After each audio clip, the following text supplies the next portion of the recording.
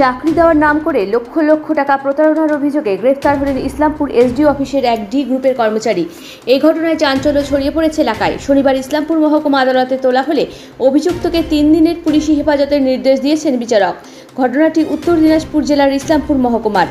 অভিযুক্তের নাম সাজিদ আলম, বাড়ি ইসলামপুর থানার ধনতলা মীরবস্তি এলাকায়। তিনি ইসলামপুর মহকুমা শাসক দপ্তরে ডি গ্রুপ কর্মী হিসেবে কর্মরত।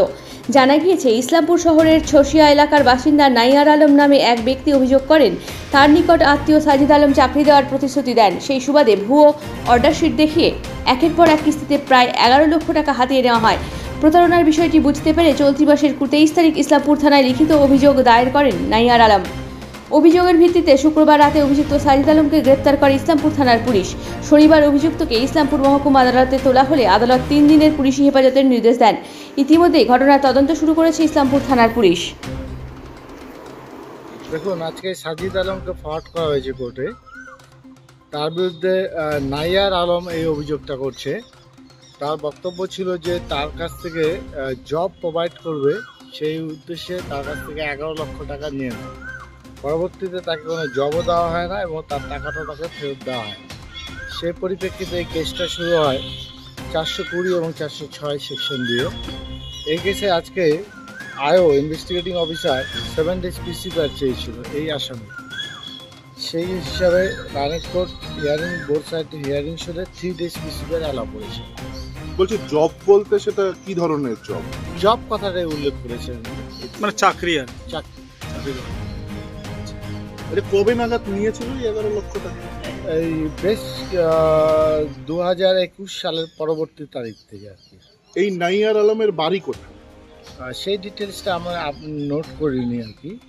নাইয়ার আলম অভিযোগটা করেছিল ছচিয়াতে, মোস্ট প্রবলি তার বাড়ি। কি অভিযোগ, মানে কি হয়েছে আপনার সাথে? আমাদের এসডিও অফিসের ডি গ্রুপের চাকরি করে একজন সাজিদ আলম, আমার নিজের আত্মীয়, আমি ক্লোজ রিলেটিভ। উনি আমাদের বাড়িতে আসে বলে একদিন কে দাদা এরকম এরকম ব্যাপার, একটা পোস্ট ক্রিয়েট হয়েছে, তো আপনার সালাবাবু যে আছে শাহনওয়াজ, ও আমারও তো ভাই হয়, ওর কাজটা হয়ে যাবে, তুমি ওটা ফর্মটা ফিল আপ করো। আমি ফর্ম ফিল আপ করে দিয়ে দিলাম জমা দেওয়ার পরে ও নানারকমভাবে আমাকে গভর্নমেন্ট ডকুমেন্ট দেখিয়ে আমার কাছ থেকে আমার প্রতারণা করে, আমার প্রেসার দিয়ে আমাকে ইমোশনালি ব্ল্যাকমেল করে অনেকবার টাকা নিল। কিন্তু টাকা আমি এমনি দিইনি। ও আমাকে ডকুমেন্ট দিল, আমাকে এসডি অফিস থেকে একটা ডকুমেন্ট দিল, তারপরে একটা অর্ডার শিট বের করে দিল, বলছে এগুলা কাজ হচ্ছে, এগুলার জন্য আমাকে টাকা লাগবে। টাকা তো আমি দেবো না ভাই, আমি এই টাকা দিয়ে চাকরি করবো না, এমনি হলে হবে। তারপর নানা রকম ভাওতা দিয়ে আর করে আমাকে আমার ব্রেন ওয়াশ করে আমার কাছ থেকে অনেকবার টাকা নিল। আমাকে একবার টাকা নিল, এই অর্ডার শিট দেখায়। তারপরে ফাইনাল যখন টাকা নেয়, ও আমাকে ডিএম অফিস থেকে একটা অর্ডার বের করে, ডিএম অফিসের ডিএমের সাইন করা হওয়া আমাকে একটা ডকুমেন্ট দেয়। ওটার অর্ডারের ভিত্তিতে আমার কাছে আসে, ও বলছে এই দাদা এই অর্ডারটা চলে আসছে, আর এই অর্ডারটা এসডি অফিসে রিসিভ হয়ে গেছে, আর 90 দিনের ভিতরে অ্যাপয়েন্টমেন্ট জয়েনিং হবে, আর অ্যাপয়েন্টমেন্টটা ছেড়ে দিবে, ওখানে টাকা লাগবে। তারপরে আমার কাছে টাকা নিল, টাকা নেওয়ার পরে চলে যাচ্ছে। অক্টোবর মাসে আমার কাছে টাকা নেয়। মানে কত টাকা নিয়েছে? আমার কাছে টোটাল ও আনুমানিক 11 লাখ টাকার মতো নিয়েছে। 11 লক্ষ টাকা? হ্যাঁ। ধাপে ধাপে নিয়েছে। আর এই 11 লাখের টাকার মধ্যে অনেক লোকেরও টাকা আছে আমার আত্মীয় স্বজনের। এই চাকরির ব্যাপারে ওই অত টাকা নেয়নি। এই চাকরির ব্যাপারে আমার 5.5 লাখ আর একবার 1.5 লাখ নিয়েছিল, 7 লাখ। আর 4-5 লাখ টাকা অন্য কেসেরও আছে, ওইগুলা লোকও আছে। ওগুলো আপনার পরিচিত লোক? আমার নিজেরই বাড়ির লোক। ওদেরকেও কি চাকরি দেওয়ার নাম করে টাকা নিয়েছিল? হ্যাঁ, চাকরি দেওয়ার নাম করে টাকা নিয়েছিল। এই যে বললেন যে একটু আগে যে ডিএম অফিস থেকে একটা লেটার দেখিয়ে, মানে তাহলে কি ডিএম অফিসের যে লেটারটা সেটাও কি মানে জাল? ওটাও জাল হবে, এডিট করে দিয়েছে মনে হয়। তারপরে আপনি কেস করলেন কবে? হ্যাঁ, আমি কেস করছিলাম 22 তারিখ রাতে, 23 তারিখে আমি রিসিভ নিলাম। আর এর মধ্যে ও অনেকবার আমাকে বলছে দাদা এগুলা করেন না, আপনি আপনার টাকাটা আমি ফেরত দিয়ে দেবো। 6 মাস ধরে আমাকে শুধু ঘোরাচ্ছি। যখন আমি আর দেখছি নিজের মধ্যে আত্মীয় ঝগড়া ঝামেলা করতে যাবো না, আমি ল অ্যান্ড অর্ডার হাতে নিতে যাবো না, আমি কোনো বেআইনি কাজ করব না। যেহেতু আমি এটাও তো একটা এই চাকরির নাম করে ও টাকাটা নিয়েছে, আমিও ফেসে গেছি আর কি, ওর ভাওতায় পড়ে গেলাম। এটা আমার দিক থেকে ভুলেও হয়ে গেল।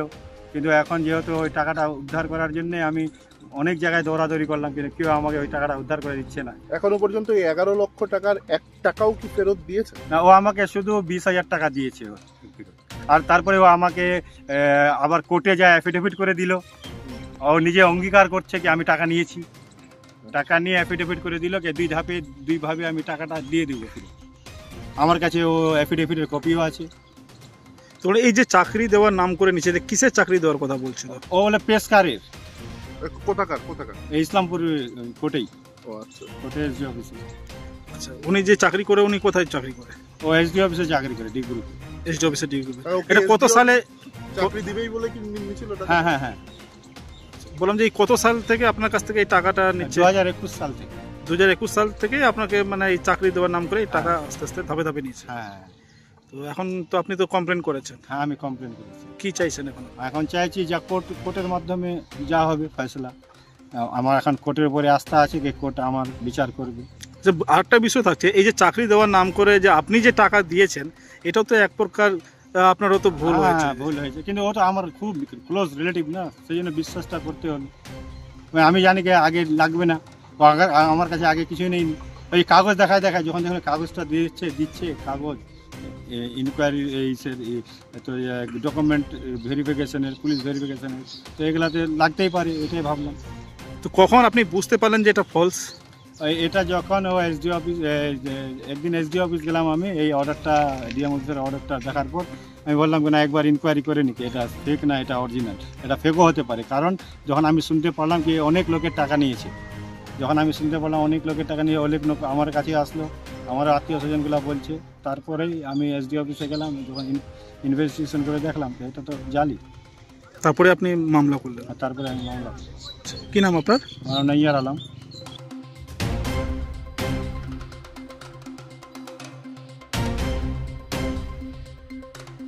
ব্যুরো রিপোর্ট, খাস খবর 8।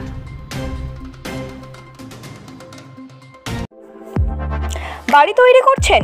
নো টেনশন, এখন মোবাইলের মাধ্যমে ইট, বালি, পাথর, রড ও অন্যান্য নির্মাণ সামগ্রী অর্ডার করুন আমাদের ওয়েবসাইট www.buildingmart.co.in থেকে, আর পেয়ে যান আপনার বাড়ির দরজায়। বন্ধুগণ, আর দোকানে দোকানে ঘোরার প্রয়োজন নেই, মালপত্র নষ্ট হওয়ার ঝামেলাও নেই। মাত্র এক ক্লিকে ইনস্ট্যান্ট উন্নত মানের নির্মাণ সামগ্রী পেয়ে যান আপনার বাড়িতে। বিশদ জানতে যোগাযোগ করুন 8250331346 এই নম্বরে। প্রোডাক্ট দেখতে ভিজিট করুন www.buildingmart.co.in এ। এখন আপনিও রিপোর্টার, আপনার এলাকার যে কোনো খবর পাঠান এই নম্বরগুলোতে।